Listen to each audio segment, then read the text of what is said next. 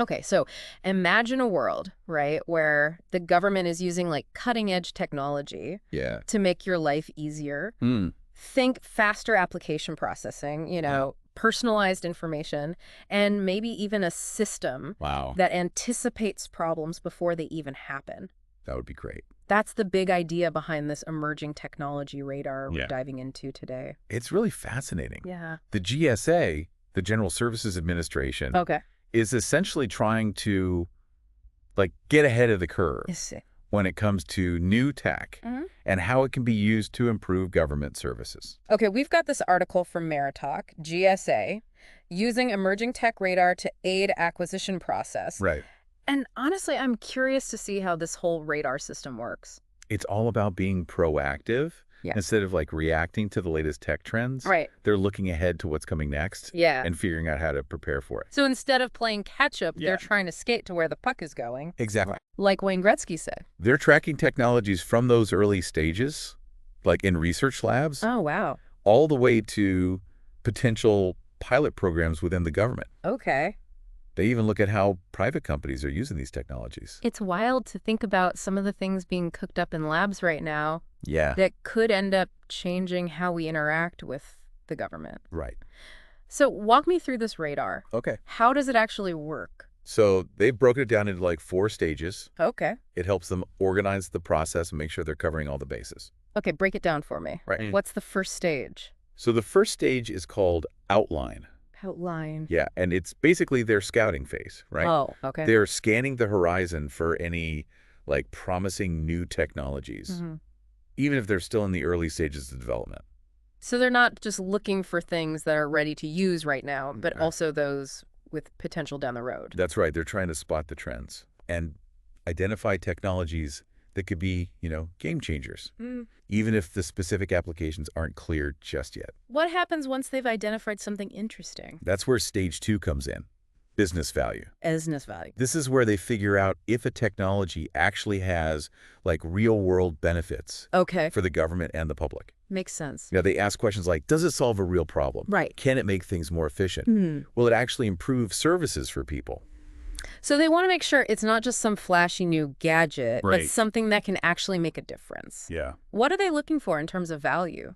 They're looking for solutions that can make a tangible impact. Things that can save time, money, or resources, Right.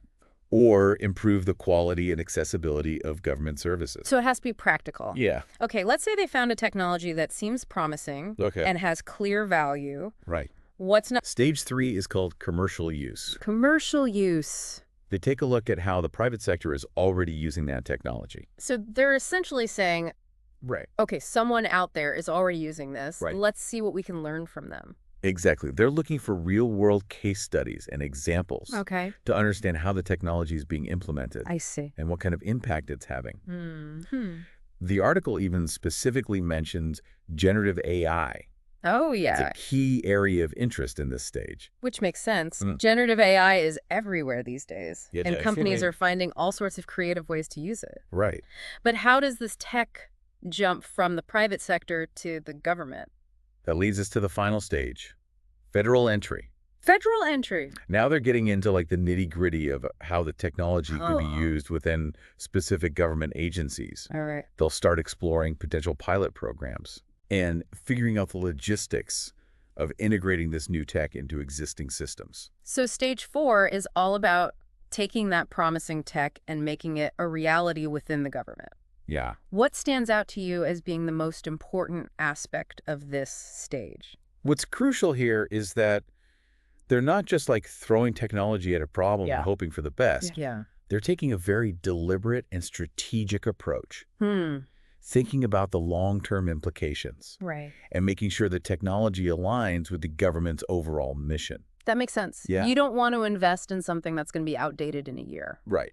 or creates more problems than it solves. Exactly. And this is where the GSA's expertise and acquisition Okay. becomes really important. Okay. They need to make sure government contracts are structured I see. in a way that supports the adoption of these new technologies. So they're looking ahead Yeah. and making sure that the government is equipped to handle these new technologies. But it's not just about the tech itself, is it? No. They also need to think about the people who will be using it. You're absolutely right. They Yeah. need to make sure government employees have the training Right. and resources. Right. They need to use these technologies effectively and responsibly. It sounds like a massive undertaking. Yeah, it is. I'm curious, how are they getting all this done? Are they going it alone? Not at all. They're collaborating with a lot of different partners. Oh, okay. For example, they're working closely with agencies like NIST and CISA. NIST, the National Institute of Standards and Technology, and CISA, the Cybersecurity and Infrastructure Security Agency. Exactly. What roles do they play? So NIST brings their deep understanding of technology standards to the table, Yeah. which is crucial for ensuring, interoperability and security. I see. And CISA, of course, focuses on cybersecurity. Right. They're making sure that these new technologies are implemented in a way that protects sensitive data and critical infrastructure. It's smart to bring in experts from different areas. Yeah, Especially when you're dealing with cutting-edge technology that can have such a big impact. absolutely. And they're not just limiting themselves to government agencies either. Oh, interesting. They're also reaching out to universities and industry leaders Okay. to get a wider range of perspectives and expertise. It sounds like they're building a pretty impressive network of knowledge and resources Yeah. to tackle this challenge. And that's what's so exciting about this initiative. Yeah. It's not just about the technology itself, Right. but about creating a community that can work together to harness the power of innovation for the benefit of everyone. So we've got this radar system, this team of experts, a commitment to collaboration. But why is all of this so important? Yeah, that's a good question. I think our listener might be wondering, okay, this is all interesting, but Yeah. what does it actually mean for me? I think the answer is that this initiative has the potential to change how the government operates Okay. and deliver services in a fundamental way. I see. It can make your interactions with the government faster, more Yeah. efficient, and more personalized. So this isn't just about some abstract government program. Right. It could actually have a real impact on people's everyday lives. Absolutely. And that impact can be felt in all sorts of areas, Like what? from healthcare and education Okay. to transportation and public safety. It's exciting to think about the possibilities. Yeah. But as with any powerful technology, there are always potential downsides. Are there any risks or challenges associated with this initiative that we should be aware of? There are always challenges when you're dealing with new technologies. Right. One of the key things that GSA is focusing on is making sure these technologies are implemented Okay. in a way that is responsible and ethical. Can you give me an example of what that looks like in practice? Well, one of the things they're doing is creating a special advisory committee Okay. to help guide the government's approach to AI. It's called the AI Acquisition Advisory Committee. AI Acquisition Advisory Committee. And it will be made up of people from government, industry, and academia. So they're bringing in a diverse group of experts to make sure they're considering all the angles. Exactly. They'll be providing advice on things like how to ensure AI is used fairly and transparently, Right. how to protect people's privacy, Yeah. and how to prevent unintended consequences. So they're not just focused on acquiring and using AI, Right. but also on making sure it's used in a way that aligns with our values and protects people's rights. Precisely. They're taking a very thoughtful and deliberate approach to this, I see. recognizing that AI is a powerful tool Yeah. that needs to be handled with care. This raises an interesting question for our listener. Right. If you're a business leader, how can you prepare to work with the government in this evolving tech landscape? Good question. It seems like there's going to be a lot of opportunity for companies that can provide innovative solutions in this area. There definitely is, and the GSA is actively looking for partners Okay. who can help them bring these technologies into the government. So it sounds like companies that want to get involved should be paying attention to the GSA's radar system Yes. and identifying opportunities where their expertise can be valuable. Absolutely. They should be thinking about how their technologies can be applied Right. to solve government challenges and improve public services. This has been a really fascinating deep dive so far. Yeah, it has. We've learned about the GSA's emerging technology radar, how it works, and why it's so important for the future of government and ultimately all of us. But I feel like we've only just scratched the surface. Right. There's still so much to explore. There is. We still need to delve into the specifics of how these technologies could be used to improve government services. Yeah. And the potential impact on things like efficiency and accessibility. And we also need to discuss the broader implications for society as a whole. Right. What kind of world are we creating with these technologies? Yeah. What are the potential risks and benefits? Good questions. These are all important questions that we'll explore in the next part of our deep dive. Looking forward to it.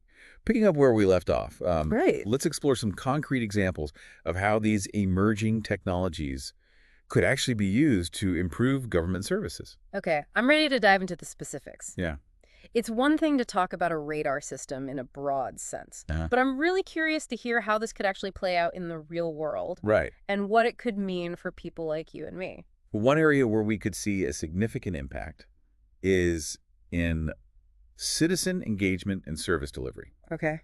Imagine a world where instead of waiting on hold for hours, Oh my gosh. you could interact with an AI-powered chatbot that can answer basic questions, guide you through processes, and even help you fill out forms. That would be a game changer. Right. For anyone who's ever felt frustrated trying to navigate government websites or get a simple question answered. It's a nightmare sometimes. It really is. It could make the whole experience so much smoother and more user-friendly. Exactly. And it could free up human agents to focus on more complex issues that require a personal touch. Exactly. It's about using technology to make government services more efficient and accessible for everyone. I can see how that would be a huge win for both citizens and government employees. Are there any other areas where AI could make a real difference? Absolutely. Like what? Think about the potential for AI to analyze massive amounts of data and identify patterns that humans might miss. Oh, okay. This could be incredibly valuable for everything from policymaking and resource allocation to fraud detection and public safety. So it's not just about making existing processes faster, but also about using AI to gain new insights and make better decisions. Precisely. For example, AI can be used to analyze crime data and identify high-risk areas, Oh, I see. allowing law enforcement to deploy resources more effectively. Or it could be used to track the spread of diseases and predict potential outbreaks, Oh, wow. helping public health officials take proactive steps to protect communities. Those are some really powerful examples. Yeah. It sounds like AI could really help the government be more proactive and anticipate problems before they even happen. That's the goal. It's about moving from a reactive approach to a more predictive and preventative one. I see. And that could have a significant impact on the quality of life for everyone. We've been focusing a lot on AI, but what about some of those other technologies the GSA is tracking? Right. Are there any that stand out to you as having particularly exciting potential for government? Well, generative AI, which we mentioned earlier, Yeah. has some really interesting applications. Okay.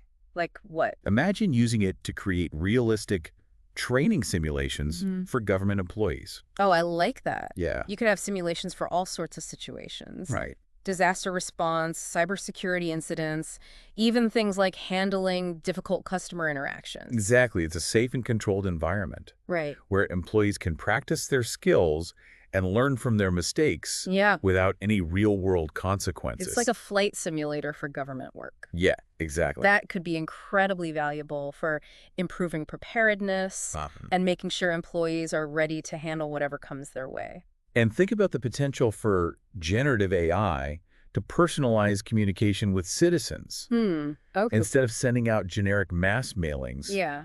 the government could use AI to create targeted messages that are tailored to each individual's needs and preferences.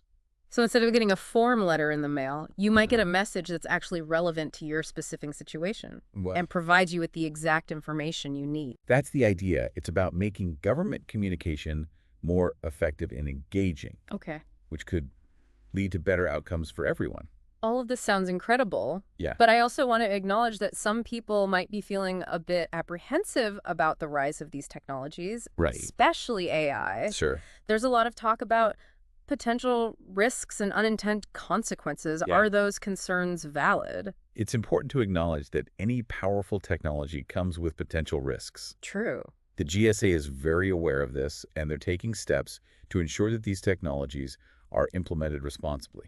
Can you give me some specific examples of what those steps look like? Well, as we talked about earlier, they've formed the AI Acquisition Advisory Committee to provide guidance on the ethical use of AI. Okay. They're also working to develop clear guidelines and standards for the use of these technologies within government. So it's not just a free-for-all. They're Yeah. putting guardrails in place to make sure these technologies are used safely and ethically. Exactly. Mm. And they're also emphasizing the importance of transparency and accountability. Okay. They want to make sure that citizens understand how these technologies are being used and have a voice in the process. That's reassuring to hear. Yeah. I think a lot of people's concerns stem from a fear of the unknown. The more transparent the government is about its plans, Yeah. and the more opportunities citizens have to provide input, Yeah. the more likely we are to harness these technologies in a way that benefits everyone. I completely agree. Open dialogue and collaboration are essential for building trust Right? and ensuring that these technologies are used for good. This brings us back to the listener. Okay. I think a lot of people might be wondering, okay, this is all fascinating, but how does it actually affect me? Right. What are some of the concrete ways that these technologies could impact people's lives in the near future? That's a great question. I think one of the most immediate impacts we'll see is in the realm of government services. We've already talked about the potential for AI-powered chatbots Right. and personalized communication. Yeah. Those are things that could start happening very soon. So people might start seeing these technologies being used at their local DMV when they file their taxes Yeah. or when they applied for benefits online. Exactly. And as these technologies become more sophisticated, we could see even more transformative changes. Like what? Imagine a world where you can access all of your government services Wow. through a single personalized portal, Okay. where you can track the status of your applications in real time, That would be nice. and where you receive proactive notifications about things that might affect you. That sounds like a dream come true for anyone who's ever felt lost in the labyrinth of government bureaucracy. It's certainly a possibility, Yeah. and it's one of the many ways that these technologies could empower citizens and make government more responsive to their needs. It's also important to remember that the impact of these technologies extends far beyond the realm of government services. Yeah, that's true. They have the potential to transform entire industries Right. and reshape the way we live and work. Absolutely. And that's why it's so important to have these conversations now, to think about the kind of future we want to create. Yeah. And to ensure that these technologies are used in a way that benefits everyone. This has been a really thought-provoking discussion so far. It has. We've covered a lot of ground, Yeah. from the technical details of the GSA's radar system to the potential impact on government services and the broader implications for society. Right. But we're not done yet. No, we're not. There's still one more piece of the puzzle to explore. You're right. We've talked a lot about the potential benefits of these technologies. Right. But we also need to acknowledge that there are potential challenges and risks that we need to address. And we need to think about the role that citizens can play in shaping the future of technology. Yes, absolutely. These aren't just decisions for experts to make. Right. They're decisions that will affect all of us. That's a crucial point. The future of technology is not something that's going to be decided in a vacuum. Yeah. It's something we'll need to shape together as a society. I'm looking forward to diving into those conversations and the final part of our deep dive. We spent a lot of time talking about the GSA's emerging technology radar and how it could revolutionize government services, but I think it's time we zoom out a little and consider the bigger picture. I agree. The implications of this initiative extend far beyond government agencies. Right? You know, the government often plays a pivotal role in driving technological innovation and adoption. It's true. Think about the internet, GPS, even touchscreens. Right. Technologies that started with government funding and eventually became integral parts of our everyday lives. Exactly. And the same thing could happen with the technologies the GSA is tracking right now. Yeah. There are decisions about which technologies to prioritize and how to implement them. Could have a ripple effect across industries and society as a whole. It's almost like they're shaping the technological landscape for years to come. Yeah. It's a lot of responsibility when you think about it that way, Yeah, it is. especially with the rapid pace of advancements in AI, quantum computing, and biotechnology. Right. It can be hard to predict what the future holds. Absolutely. That's why it's so crucial to have open and honest conversations about the potential benefits and risks of emerging technologies. And not just conversations among experts, but also involving the public, policymakers, and ethicists. Precisely. We need a broad range of perspectives to ensure that these technologies are developed and used in a way that aligns with our values and serves the best interests of humanity. This brings us back to those ethical considerations we touched on earlier. Uh-huh. With so much power at our fingertips, how do we ensure these technologies are used responsibly and ethically? How do we avoid unintended consequences? That's the key question. We need to establish clear guidelines for the development and deployment of emerging technologies, guidelines rooted in fairness, justice, and respect for human dignity.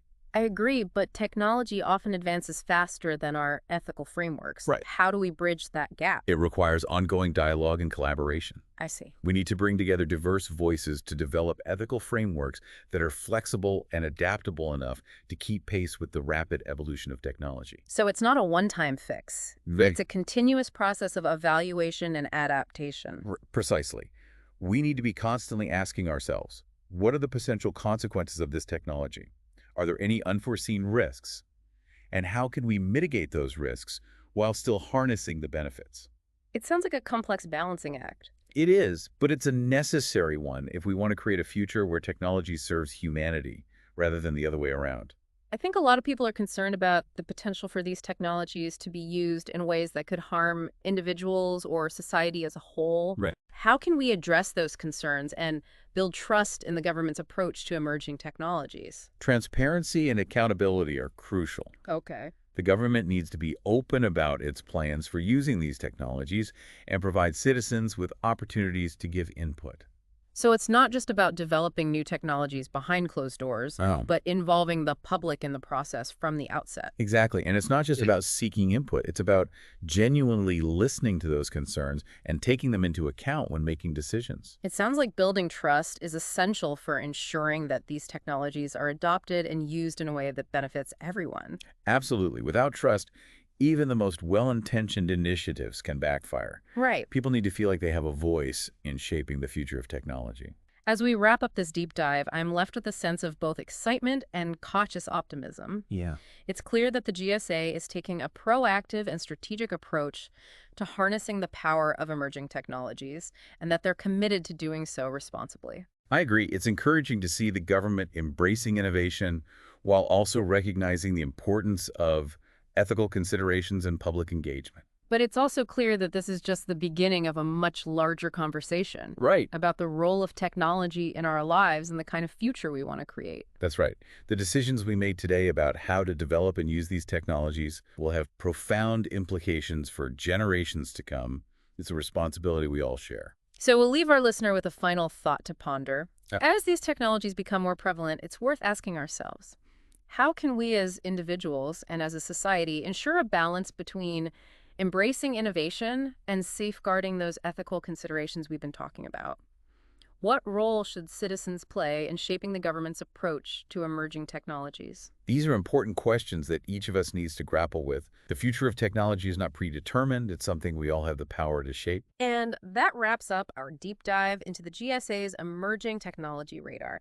We hope you found this conversation insightful and thought-provoking, and we encourage you to continue exploring these important questions and engaging in these crucial conversations about the future of technology. Thanks for joining us.